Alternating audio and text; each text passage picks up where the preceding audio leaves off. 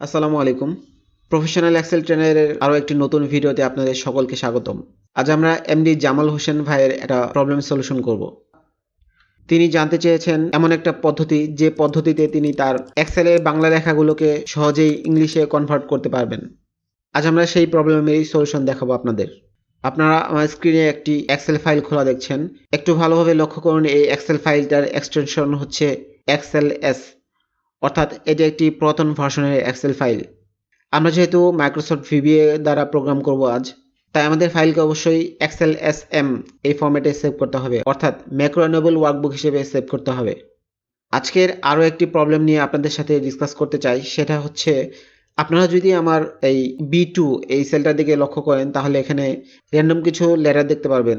এটার কারণ হচ্ছে আপনারা আমাদের গ্রুপে ওনার দেওয়া ছবিটা যদি লক্ষ্য করেন তাহলে দেখতে পাবেন ওনার লেখাগুলো ছিল বাংলা লেখা, কিন্তু আমার এখানে ফাইলটা খোলার পর র্যান্ডম কিছু ক্যারেক্টার দেখাচ্ছে। আর এটার একটাই মাত্র কারণ হতে পারে, ওনার ফাইলে যে বাংলা লেখাগুলো রয়েছে এগুলো হচ্ছে বিজয় ফন্ট, এবং যেহেতু আমার কম্পিউটারে বিজয় এনেবল করা না তাই এখানে র্যান্ডম ক্যারেক্টার দেখাচ্ছে।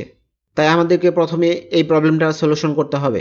আমরা আজ যে ভিভিও প্রোগ্রামটা লিখব সেটাতে অবশ্যই আমাদেরকে লেখাগুলোকে ইউনিকোড আকারে দিতে হবে, বিজয় ফন্ট হলে চলবে না।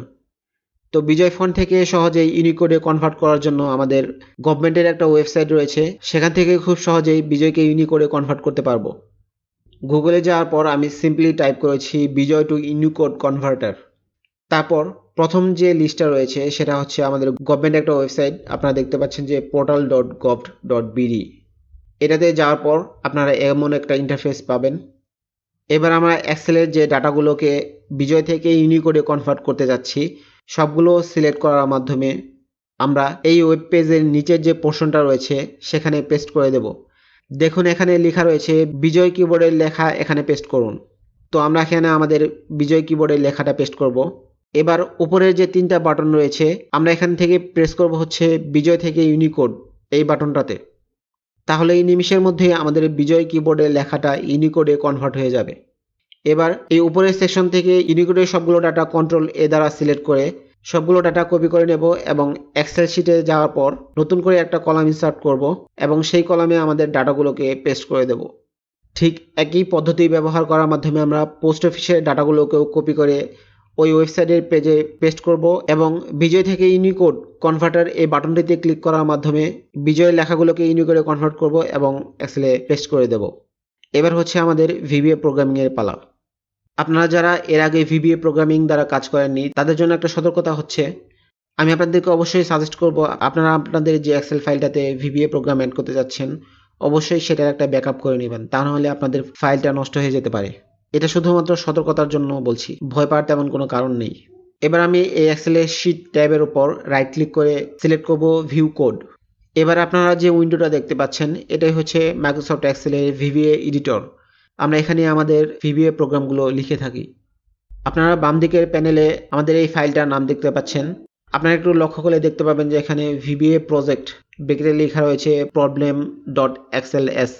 এর কারণ হচ্ছে এরা দ্বারা এক্সেল আমাদেরকে বোঝাতে যাচ্ছে problem.xls এই ফাইলের ভিবিএ প্রজেক্ট হচ্ছে এই উইন্ডোটা। এখানে আপনারা আরও একটি ফাইল দেখতে পাচ্ছেন personal.xlsb। এটাতে আমি আমার আরও এডিশনাল ভিবিএ প্রোগ্রামিং করে রেখেছি। এটা আমাদের এখন আলোচনার বিষয় নয়। আমরা এখন কাজ করব হচ্ছে problem.xls। এটাতে আমরা আমাদের জামাল ভাইয়ের প্রবলেমটার সলিউশন করছি।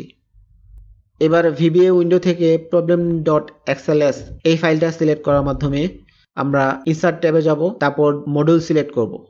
এই মডিউলের ভিতরেই আমরা আমাদের সব ধরনের ভিবিএ প্রোগ্রাম লিখে থাকি। আপনাদের সুবিধার জন্য আমি টোটাল ভিবিএ প্রোগ্রামটা শেয়ার করে দেব, আপনারা শুধু কপি পেস্ট করে আপনাদের ফাইলের ভেতর দিয়ে দিলেই হবে, আপনাদের আর কষ্ট করে টাইপ করতে হবে না।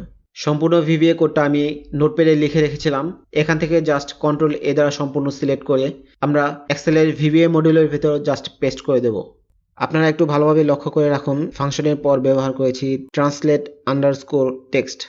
এটাই হচ্ছে আমাদের ফাংশনের নাম। আমরা যেমনভাবে এক্সেলের ভেতর সাম ইফস, কাউন্ট ইফস, অ্যাভারেজ, সাম এগুলো ব্যবহার করি, এই ট্রান্সলেট টেক্সট ফাংশনটাও আমাদের এক্সেল ওয়ার্কশিটের ভেতর অ্যাভেলেবেল হবে, যেটা আমরা একটু পরেই দেখতে পারবো। তো আমাদের ফাংশনটার নাম অবশ্যই মনে রাখবেন, সেটা হচ্ছে ট্রান্সলেট আন্ডারস্কোর টেক্সট। আপনারা একটু ভালোভাবে লক্ষ্য করলে দেখবেন ট্রান্সলেট টেক্সট ফাংশনটা টোটাল 3টা আর্গুমেন্ট গ্রহণ করে। প্রথমটা হচ্ছে আমরা যে বাংলা লেখাকে ইংলিশে ট্রান্সলেট করতে যাচ্ছি সেই বাংলা লেখাটা আমাদের ফার্স্ট আর্গুমেন্ট হিসেবে দিতে হবে। তারপর আমরা যেহেতু বাংলা থেকে ইংলিশে ট্রান্সলেট করতে যাচ্ছি তাই আমাদের সোর্স ল্যাঙ্গুয়েজের জায়গায় দিতে হবে বাংলা, অর্থাৎ ডাবল কোটেশনের ভিতর দিতে হবে বিএন, যেটা বাংলার শর্ট ফর্ম। থার্ড আর্গুমেন্ট হিসেবে ডাবল কোটেশনের ভিতর দিতে হবে ইএন, যেটা হচ্ছে ইংলিশের শর্ট ফর্ম। চলুন আমরা এখন এক্সেল ফাইলে গিয়ে দেখি এটা কিভাবে ব্যবহার করতে হয়। আমাদের এক্সেলের ভিবিএ মডিউলের কাজ শেষ। এবার এই ভিবিএ উইন্ডোটা ক্লোজ করার জন্য আমরা উপরের দিকে এই লাল ক্রস সাইনটাতে ক্লিক করে ভিবিএ উইন্ডোটা ক্লোজ করে দেব। আমরা এতক্ষণ যে কাজগুলো করলাম চলুন আগে এটা প্রথমেই সেভ করে নেই। ভিউয়ার্স, একটু ভালোভাবে খেয়াল করবেন। এবার আমরা সিম্পলি কন্ট্রোল এস প্রেস করার মাধ্যমে ফাইলটাকে সেভ করতে পারবো, কিন্তু যেহেতু এক্সেল এস হচ্ছে একটা ওল্ড ভার্সন তাই আমরা এটাকে নতুন একটা ভার্সনে সেভ করব, আর যেটা হবে ম্যাক্রো এনেবল ফাইল। আর তাই আমরা এখানে ফাইলে যাব, তারপর সেভ এস সিলেক্ট করার মাধ্যমে সেভ এস টাইপে সিলেক্ট করে দেব এক্সেল এস এম, অর্থাৎ ম্যাক্রো এনেবল ফাইল। আমি ফাইলটাকে আমার ডেস্কটপে সেভ করছি, আপনারা আপনাদের ইচ্ছা মতো যে কোনো জায়গায় সেভ করতে পারেন।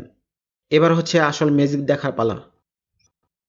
ভিউয়ার্স, আপনাদের অবশ্যই একটা জিনিস মনে রাখতে হবে, আর সেটা হচ্ছে ট্রান্সলেট আন্ডারস্কোর টেক্সট। এই ফাংশনের ইনপুট হিসেবে অবশ্যই আপনাদেরকে ইউনিকোড ক্যারেক্টার দিতে হবে। বিজয় ক্যারেক্টার কিন্তু এই ফাংশনটা সাপোর্ট করবে না।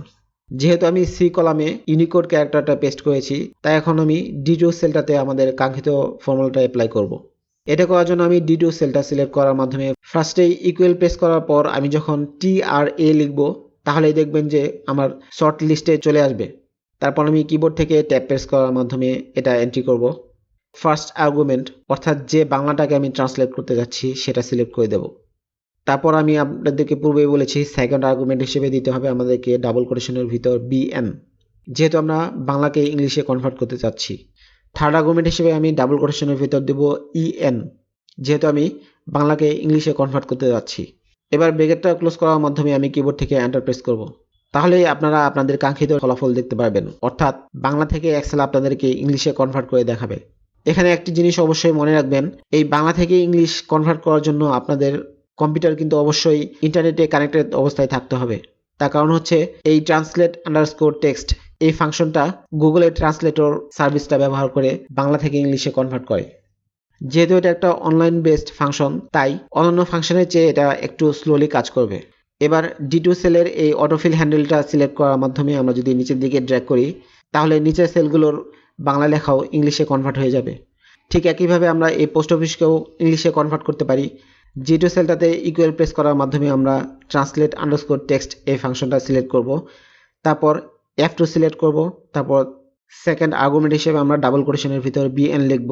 তারপর আরেকটা কমা প্রেস করার মাধ্যমে থার্ড আর্গুমেন্ট হিসেবে আমরা ডাবল কোটেশনের ভিতর ইএন লিখব। এবার ব্র্যাকেট ক্লোজ করার মাধ্যমে কিবোর্ড থেকে এন্টার প্রেস করব। এবার D2 সেলটার অটোফিল হ্যান্ডেলটা ধরে নিচের দিকে ড্র্যাগ করলেই ভিলেজের মতো পোস্ট অফিসগুলোও ইংলিশে কনভার্ট করতে পারবো। আশা করি আপনাদের ভিডিওটি ভালো লেগেছে।